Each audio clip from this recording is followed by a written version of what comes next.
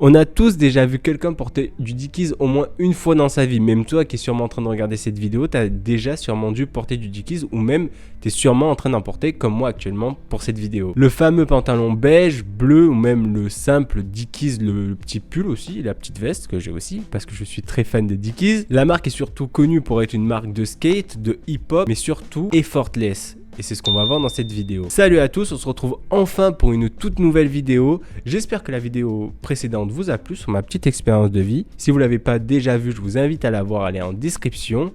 Et j'espère que celle-ci vous plaira encore plus. N'oubliez pas de liker et de vous abonner, c'est très important pour le référencement. Allons-y, sans plus tarder, pour plonger sur l'histoire de Dickies, parce que je suis sûr qu'il y a plein de choses que vous ne connaissiez pas du tout sur cette marque, comme moi, avant de réaliser cette vidéo. Pour comprendre Dickies, il faut d'abord comprendre le Texas en 1922, parce que évidemment, on n'est pas dans une économie très confortable, parce que les États-Unis sont en train de passer d'un monde agricole à un monde plus industriel. Le Texas, c'est du pétrole partout, des mines, des champs, des rails, des trains et évidemment des ateliers.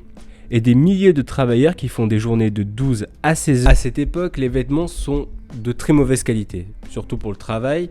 On dirait même que les travailleurs préféraient bosser en pyjama plutôt que d'aller bosser avec leur propre bleu de travail. Les tissus se déchirent, les coutures pètent et les jeans ne survivent pas à plus d'une semaine de travail.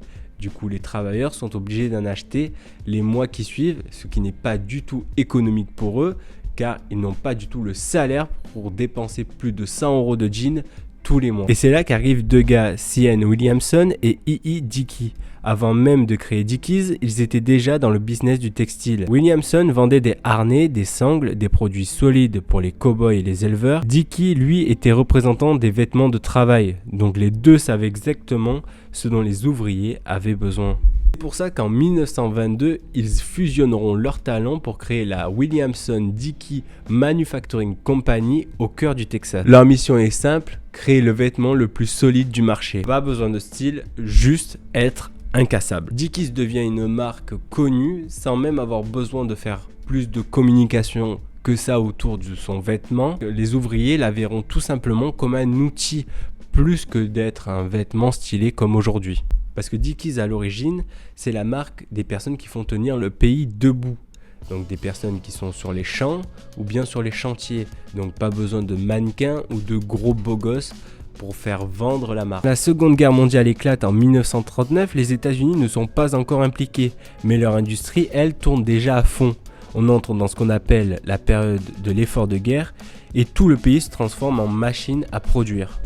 Et c'est à ce moment-là que Dickies va créer des millions d'uniformes pour l'armée américaine. En 1941, la base de Pearl Harbor est attaquée. Donc du coup, les États-Unis ont besoin de millions d'uniformes. Parce que l'armée a besoin d'équiper des ingénieurs, des mécaniciens, bien évidemment des militaires qui seront eux sur le champ de bataille, mais aussi des pilotes. Donc tout ça a besoin de plusieurs vêtements qui tiennent, mais surtout qui résistent à la boue, au feu et à l'abrasion, même si c'est un peu la même chose. Pas besoin de vêtements dits stylés, mais surtout des vêtements qui vont servir à sauver des vies. Les États-Unis à ce moment-là ont besoin de personnes fiables. C'est pour ça qu'elles se tournent autour de deux gars qui vivent dans le Texas et qui ont fait leur grande renommée autour des ouvriers. C'est pour ça que les usines vont changer du tout, mais surtout du jour au lendemain parce qu'elles vont tourner 24 heures sur 24 pour pouvoir produire une tonne de vêtements à ce moment-là. Les ouvrières, parce que oui, effectivement, à ce moment-là, c'était des femmes qui travaillaient beaucoup dans les usines de textile, mais aussi dans les usines d'armement,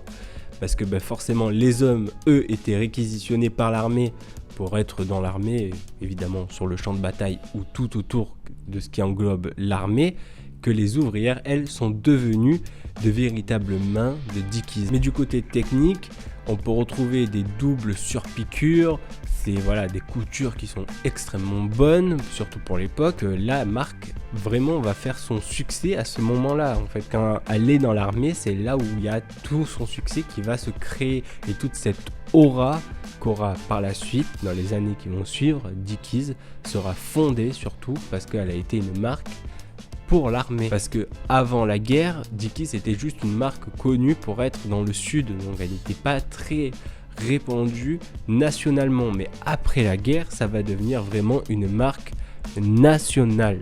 Il faut bien retenir le national. Mais ce qui est fou, c'est que certains éléments du pantalon Dickies moderne viennent directement de cette époque. La coupe droite fonctionnelle, le tissu ultra dense, les coutures renforcées, la durabilité extrême, le côté hyper minimaliste, presque utilitaire, viennent justement de cette époque-là. Et c'est encore le cas aujourd'hui parce qu'on le retrouve toujours, la fameuse petite poche sur le côté, voilà, les poches arrière, parce que c'est un jean qui a beaucoup de poches.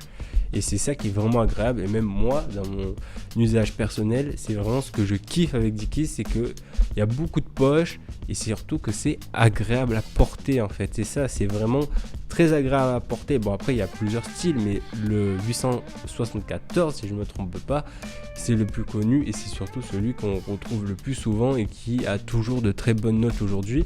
Même si elle a perdu un petit peu de son aura, comme on peut le voir aujourd'hui sur Vinted, avec des jeans à 15 € comparé à des cartes qui eux ont leur prix qui n'a pas plus changé que ça comparé à du neuf, même sur Vinted. Quand tu as un faible budget, tu vas plus facilement te tourner vers Dickies plutôt que vers Carhartt. Et dites-moi, n'empêche, si vous voulez une vidéo sur Carhartt, ça peut être intéressant aussi que j'aille chercher un peu son histoire. J'ai pas trop vu de personnes en France qui ont fait son histoire, donc ça peut être intéressant. Dites-le moi en commentaire. Quand la Seconde Guerre mondiale se termine, les États-Unis entrent dans une nouvelle ère. C'est là qu'on retrouve le fameux boom économique, mais aussi le fameux baby boom. Les soldats reviennent, les infrastructures explosent, les maisons, eux, se construisent par milliers et l'Amérique devient un véritable chantier à ciel ouvert. Et c'est à ce moment-là que Dickies va encore une fois exploser. Elle va pas devenir une simple marque de streetwear, mais pas non plus une simple marque à la mode, mais un uniforme national. Bien avec Dickies, c'est que même si tu passes une journée sous un soleil, dans un chantier poussiéreux, à pousser des barres en métal, etc., ton jean il aura l'air encore intact et tu pourras aller à un dîner avec, tu vois.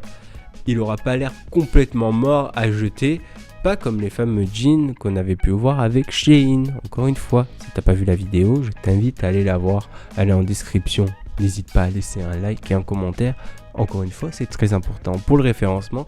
Et là, on avance un peu plus dans le temps pour savoir la chute, mais surtout l'évolution de Dickies jusqu'à... Donc dans les années 90-2000, c'est là que Dickies devient une vraie marque de streetwear et surtout est reconnue par les skaters et les mecs qui sont tout simplement dans la rue. Voilà, au skatepark, tu as déjà sûrement dû voir une personne porter du Dickies, même un pull en allant au lycée. Parce que voilà, la marque est très connue pour ça. Mais surtout, elle est choisie par les skaters, encore une fois, parce que c'est une marque qui est dite solide, comme son homologue, qui est Carhartt. C'est souvent pour ça que cette marque est très recherchée, mais surtout parce qu'elle peut être trouvable tout simplement dans les surplus militaires, mais aussi dans les magasins de discount slash bricolage. Pour la petite anecdote, j'en ai vu une, là, dans la semaine, en allant justement chercher des petits outils de bricolage. Ben, il y avait du Dickies encore une fois. Parce qu'à cette époque-là, le skate n'a pas encore un succès comme on peut l'avoir aujourd'hui. Parce qu'on l'a vu récemment, on a vu que le skate était enfin devenu une discipline aux Jeux Olympiques. Mais à cette époque-là, c'était encore une simple marque de gamins fauchés, de petits jeunes voilà, qui sont là en train de fumer leur petit forcément trop d'argent. Donc du coup, tu vas te réfugiés dans les fripes ou dans les surplus militaires, comme j'ai pu le dire un peu avant. Surtout que comme là, le passé d'une marque vraiment très réputée, une marque qui est devenue quand même un petit peu plus stable à cause de la concurrence. Je retrouve cette marque parce que ton grand-père il a décidé de s'en débarrasser parce qu'il porte plus ça et que voilà, il travaille plus trop, il se repose. Donner un petit Dickies gratos. Voilà, c'était très trouvable à l'époque. Plaira surtout à cette culture un peu plus underground, c'est que Dickies, elle va pas sponsoriser des artistes, elle va pas sponsoriser même des personnes connues du monde de la glisse. Elle va toujours rester une marque assez underground, mais qui surtout fait sa réputation dans la rue, parce que c'est surtout les personnes qui travaillent ou même les skaters, tout ça, entre eux qui vont faire toute cette com autour de la marque. Elle n'a pas besoin d'être une marque très reconnue, très connue, même si elle l'est mondialement, mais elle n'a pas besoin de faire en fait plus de pub ou de communication autour de sa fiabilité, parce que les gens en parlent et c'est surtout le bouche à oreille, c'est surtout ce réseau-là qui va faire toute la référence qu'elle est aujourd'hui et de pourquoi même nous aujourd'hui on en porte tout simplement. Mais c'est aussi ce qui va créer justement sa petite baisse, mais on peut même parler de chute entre guillemets, même si c'est pas une chute drastique comme d'autres marques qu'on a pu voir. Elle, c'est plus parce qu'elle est devenue, avec le temps, même si voilà, je parle de culture underground et qu'elle était une sorte de contre-culture, et bien en fait, c'est qu'elle va devenir petit à petit, autour de 2010, tout ça, elle va devenir un peu plus mainstream. Voilà. Elle va un peu dégoûter, un petit peu comme elle a fait encore une fois son homologue Carhartt, selon moi, que tu en vois partout. Là, j'aurais dû mettre le petit bonnet pour la vidéo, le petit bonnet Carhartt qu'on a vu et qu'on voit encore à tout va, ou même le fameux pull avec marqué Carhartt, tout simplement. Voilà, elle va un peu dégoûter, pour dire un peu les termes. On l'a trop vu, on l'a vu trop souvent, et c'est ça qui va devenir un petit peu chiant. Si on veut un peu plus aller dans le détail, ce qui a dégoûté, c'est qu'elle est devenue mainstream pour les puristes, comme dans chaque communauté, effectivement.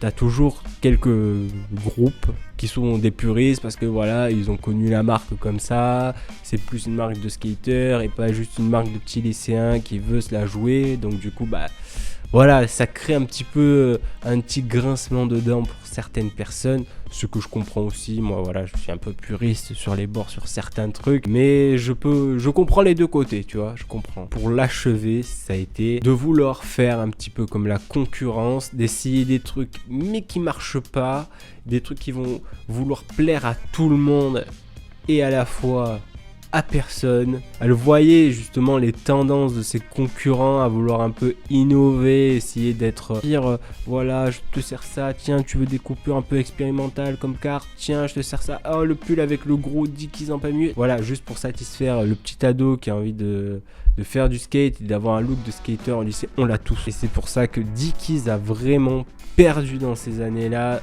à vouloir faire comme la concu, elle s'est achevée toute seule, tout simplement. Et c'est ce qui est un peu triste pour cette marque. On va conclure un peu sur ça, mais c'est aujourd'hui, voilà, il y a un petit regain qui revient sur Vinted et qui revient encore une fois sur Pinterest. Effectivement, comme toujours, hein. De toute façon, une marque ne meurt, selon moi, jamais vraiment. Elle arrive toujours à revenir à un moment ou à un autre.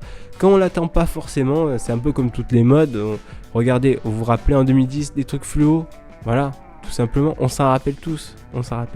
Moi, il y a une autre marque là, en tout cas, pour la prochaine vidéo que j'ai en tête, ce serait Supreme. Voilà, j'aimerais bien reparler de Supreme parce que dans mes recherches, ça m'est revenu. On l'oublie tous, Bart Simpson aussi, Supreme, on l'oublie trop souvent. Donc du coup, j'aimerais bien parler de cette marque. Dites-moi si ça vous intéresserait pour la prochaine vidéo, ou même si vous avez une autre marque, parce que j'ai beaucoup cité Carhartt, qui était un grand concurrent aussi à Dickies, parce qu'ils font un peu le même style.